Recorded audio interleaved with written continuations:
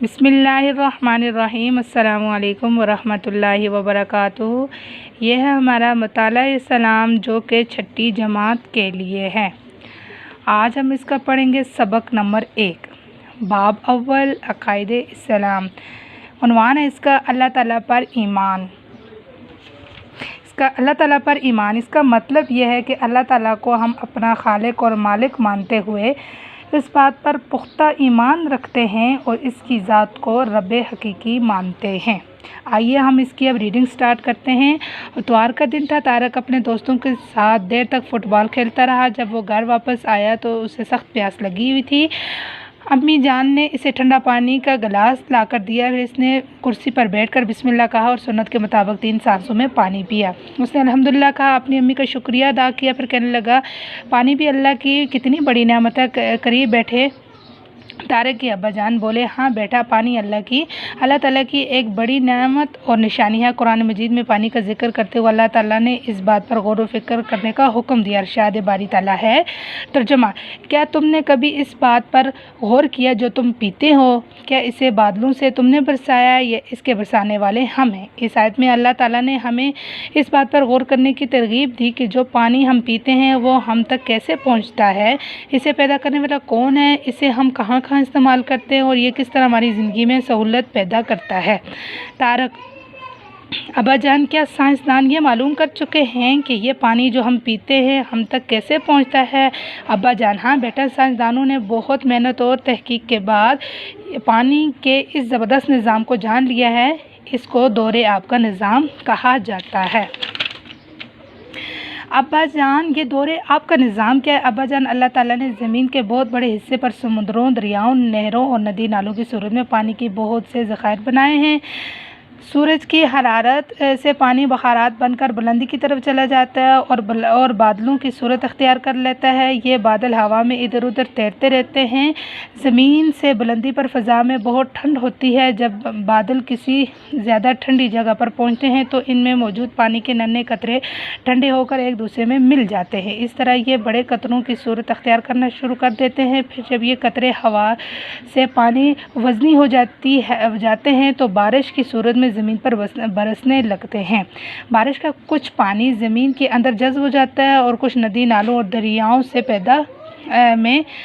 دریاؤں میں سے ہوتا ہوا سمندر میں واپس چلا جاتا ہے۔ زمین میں جذب شدہ پانی کو انسان مختلف طریقوں سے نکال کر استعمال کرتا ہے۔ قرآن مجید میں بھی بارش کے اس نظام کا ذکر کیا گیا اور اسے رحمت قرار دیا گیا۔ سورہ اعراف میں اللہ تعالیٰ فرماتے ہیں، اور وہی ہے جو ہواؤں کو اپنی رحمت بارش کے آگے آگے خوشخبری لیے ہوئے بھیجتا ہے۔ پھر جب وہ ہوائیں بھاری بادلوں کو اٹھا لیتی ہیں تو ان بادلوں کو مردہ خشک زمین کی طرف بھیج دیتا ہے اور وہاں بارش برسا کر طرح طرح کے پھل نکالتا ہے۔ طارق: ابا جان، اس آیت میں اللہ تعالیٰ نے ہمیں بارش کا نظام واضح طور پر بتا دیا ہے۔ ابا جان: جی ہاں بیٹا، اللہ تعالیٰ کائنات کا خالق ہے۔ وہ کائنات کو اس میں پائے جانے والی تمام مخلوقات کے بارے میں پورا علم رکھتا ہے۔ کائنات کی کوئی چیز اس کی نگاہوں سے مخفی نہیں ہے۔ بارش اسی کے حکم سے برستی اور اسی کے حکم سے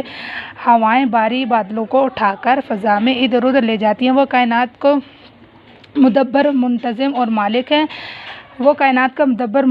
مالک ہے۔ یہ سارے کام کسی کی مدد کے کیے بغیر کرتا ہے۔ سب اس کے محتاج ہیں، وہ کسی کا محتاج نہیں، وہ اکیلا ہے، اس کا کوئی شریک نہیں۔ اس کی ذات پر ایمان رکھنا دین اسلام کی اولین تعلیم ہے۔ طارق: اللہ تعالیٰ پر ایمان لانے سے کیا مراد ہے؟ ابا جان، ایمان کے معنی یقین کے ہیں۔ اللہ تعالیٰ پر ایمان رکھنے کا مطلب یہ ہے کہ اللہ تعالیٰ کی ذات کو سچے دل سے مانا جائے اور اس پر پختہ یقین رکھا جائے۔ مسلمان کلمہ شہادت کے پہلے حصے میں اس بات کی گواہی دیتے ہیں کہ اللہ کے سوا کوئی عبادت کے لائق نہیں، وہ ایک ہے، اس کا کوئی شریک نہیں۔ یہ دین اسلام کا سب سے پہلا اور بنیادی عقیدہ ہے۔ دین کے اسلام میں اس کو عقیدہ توحید کہتے ہیں۔ طارق: توحید سے کیا مراد ہے؟ ابا جان، توحید کا مطلب یہ ہے کہ اس بات پر یقین رکھا جائے اللہ تعالیٰ کا کوئی شریک نہیں، کائنات میں کوئی اس کی برابری کرنے والا نہیں، صرف اس کی عبادت کرنی چاہیے، اسی سے مانگنا چاہیے۔ عقیدہ توحید سے انسان کی فکر و عمل اور شخصیت میں نمایاں تبدیلیاں رونما ہوتی ہیں۔ یہ انسان میں عجز و انکسار، پرہیزگاری اور اور وسعت نظر پیدا کرتا ہے۔ یہ انسان کے دل اور اطمینان اور سکون کی کیفیت پیدا کرتا ہے۔ عقیدہ توحید کو دل میں پختہ کرنے سے انسان میں استقامت اور بہادری کا جذبہ پیدا ہوتا ہے اور وہ صرف اللہ تعالیٰ ہی سے ڈرتا ہے۔ ہمیں چاہیے کہ ہم اپنے دلوں میں عقیدہ توحید کو پختہ کریں، کیونکہ یہی دین اسلام کا بنیادی اور حقیقی کامیابی کا ذریعہ ہے۔ یہ تھی ہماری ریڈنگ۔ اب ہم کریں گے درست بیان پر ٹک کا نشان لگائیں۔ طارق نے بسم اللہ کہہ کر سنت کے مطابق پانی پیا 3 سانسوں میں۔ اللہ تعالیٰ نے ہمیں پانی مہیا کرنے کے لیے جو نظام بنایا ہے اسے کہا جاتا ہے دور آب کا نظام۔ اللہ تعالیٰ بارش کے آگے آگے خوشخبری لیے ہوئے بھیجتا ہے ہواؤں کو۔ دین اسلام کا سب سے پہلا اور بنیادی عقیدہ ہے اللہ تعالیٰ پر ایمان رکھنا۔ توحید کا مطلب ہے کہ اس بات پر یقین رکھا جائے کہ اللہ کے علاوہ اللہ تعالیٰ کا کوئی شریک نہیں۔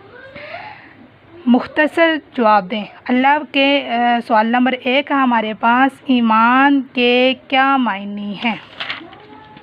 صفحہ نمبر 3 پر ہے ہمارا ایمان کے معنی ہیں یقین، ایمان کے معنی یقین کے ہیں۔ یہ ہے ہمارا جواب، مختصر سوالات کا جواب نمبر 1۔ سوال نمبر 2 ہے ہمارے پاس اللہ تعالیٰ پر ایمان کا کیا مطلب ہے؟ یہ بھی صفحہ نمبر 3 پر ہے۔ جواب اس کا ہے اللہ تعالیٰ پر ایمان رکھنے کا مطلب یہ ہے کہ اللہ تعالیٰ کی ذات کو سچے دل سے مانا جائے۔ یہ ہمارا سوال نمبر 2 کا جواب۔ اس کے بعد ہے سوال نمبر 3 ہے ہمارے پاس مسلمان کلمہ شہادت کے پہلے حصے میں کس بات کی گواہی دیتے ہیں؟ یہ بھی صفحہ نمبر 3 پر ہے۔ سوال نمبر 3 کا جواب ہے مسلمان کلمہ شہادت کے پہلے حصے میں اس بات کی گواہی دیتے ہیں کہ اللہ کے سوا کوئی عبادت کے لائق نہیں، وہ ایک ہے، اس کا کوئی شریک نہیں۔ سوال نمبر 4 ہے ہمارے پاس قرآن مجید کی کس آیت میں اللہ تعالیٰ نے بارش کے نظام واضح طور پر بیان کر دیا گیا ہے؟ صرف سورت کا نام اور آیت کا نمبر لکھیں۔